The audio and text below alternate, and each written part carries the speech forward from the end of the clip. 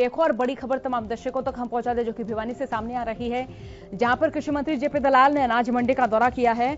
और आपको ये बता दें, आड़तियों और किसानों को सोशल डिस्टेंसिंग के बारे में बताया है, किस तरह से किसान सोशल डिस्टेंसिंग बरते। बारिश से मंडी में जो फसल भीगी हुई है, सरकार उनका मुआवजा देगी। खेत में अगर फसल भीगी है तो बीमा कंपनी देगी मुआवजा। ये अहम बात कृषि मंत्री जेपी दलाल की ओर से कही गई। पिछले साल से ज्यादा सरसों और गेहूं की फसल की खरीदारी करेगी सरकार। 82,000 मीट्रिक टन सरसों खरीदी है और 8 लाख मीट्रिक टन का लक्ष्य फिलहाल सरकार की ओर से निर्धारित किया गया। देखिए, कृषि मंत्री जेपी दलाल ने भिवानी की अनाज मंडी का दौरा किया है और आड़तियों और किसानों को सोशल डिस्टेंसिंग के बारे में उन्होंने बताया। सुनिए क्या कुछ कहा यहां पहुंचकर जेपी दलाल कृषि मंत्री ने। पिछले साल से ज्यादा तो सरसों की परचेज होगी, पिछले साल से ज्यादा गेहूं की परचेज होगी, सोशल डिस्टेंसिंग का पालन होगा। और मैं किसान को और आड़ती को नमन करता हूं, जो इस कोरोना जैसी संकट की घड़ी में सब अपने अपने कर्तव्य को निभा रहे हैं। सबको बहुत बहुत साधुवाद। हर प्रकार से बारिश आ रही है, आग लग रही है, उसकी वजह से किसानों को काफी नुकसान है। बारिश जो आई है उसका अगर खेत के अंदर फसल खराब होती है तो फसल बीमा से उसका मुआवजा दिया जाएगा, और मंडी में आ जाती है तो किसान की कोई चीज़ नहीं है, वो हमारी है।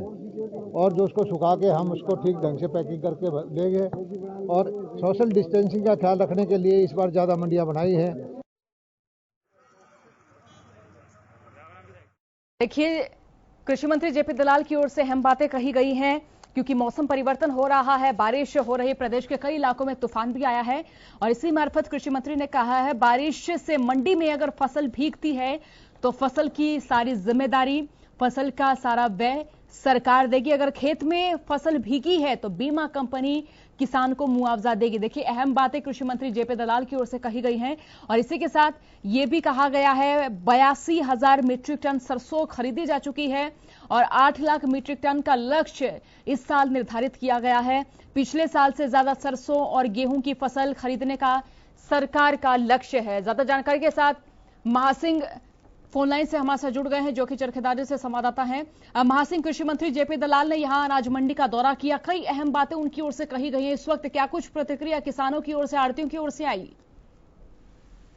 देखिए, कृषि मंत्री जेपी दलाल भिवानी और धनगढ़ जिले का दौरा था। कई मंडियों में दौरा के हम किसानों की समस्याएं सुनी और जहाँ भी कोई दिक्कत थी किसानों और आड़तियों को दूर करने के निर्देश दिए हैं। उन्होंने कहा गया कि 82,000 मीट्रिक टन सरसों खरीद अब हो चुकी है और कल से गेहूं की खरीद शुरू कर दी जाएगी। और करीब गेहूं खरीद के लिए 1800 मंडियां बनाई गई हैं और सोशल डिस्टेंसिंग का पूरा ध्यान रखा जा रहा है। और उन्होंने ये भी एक समस्या थी किसानों की, जो मेरी फसल मेरा ब्यौरा रजिस्ट्रेशन जिन किसानों का सरसों का किया है, जो पटवारी द्वारा वेरीफाई नहीं कर रखी तो उनके टोकन नहीं मिल रहे, तो उनको भी ये राहत की एक बड़ी खबर है किसानों के लिए भी। जिस किसान ने भी मेरी फसल मेरा ब्यौरा रजिस्ट्रेशन करवा रखा है, उसी आधार पर किसान की फसल खरीदी जाएगी। ऐसी भी घोषणा उन्होंने की है जी।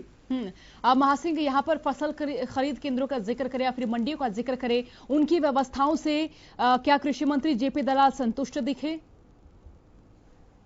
देखिए, जेपी दलाल से जो किसानों की आज की छोटी मोटी समस्याएं थी, तो उन्होंने कहा कि कल और आज मैंने करीब 30 मंडियों का दौरा किया है। सभी जो खरीद है वो सुचारू रूप से सही चलिए। कहीं छोटी मोटी जो अगर दिक्कतें थी आड़तियों की उनकी दूर कर दी गई है।